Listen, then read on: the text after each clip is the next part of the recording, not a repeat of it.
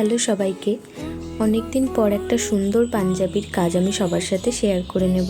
ক্লায়েন্টের রিকোয়ারমেন্ট মতো আমি এই টিয়া সবুজ পাঞ্জাবিটা কিনেছিলাম কলকাতার পাঞ্জাবি মার্কেট থেকে। পাঞ্জাবি কেনা থেকে শুরু করে ধৈর্য ধরে সময় নিয়ে কাজটা করতে আমার বেশ সময় লেগেছিল। যদিও আমরা আর্টিস্টরা সবসময় লাভ লোকসান বা সময়ের কথা মাথায় রেখে কাজ করি না। আসলে আর্ট হলো একটা সাধনা। একটা সুন্দর কোনো কিছু সৃষ্টি মানে তা লাভ লোকসানের অনেক ঊর্ধ্বে। আর এই একটার পর একটা সৃষ্টির মধ্যে যে আনন্দ মিশে থাকে তা সবসময় ব্যক্ত করার মতো নয়।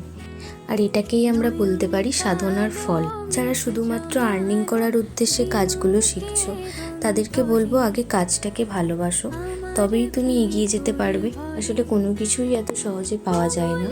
এর জন্য প্রয়োজন হয় প্রচুর পরিমাণে ধৈর্য, শ্রম আর আত্মবিশ্বাস।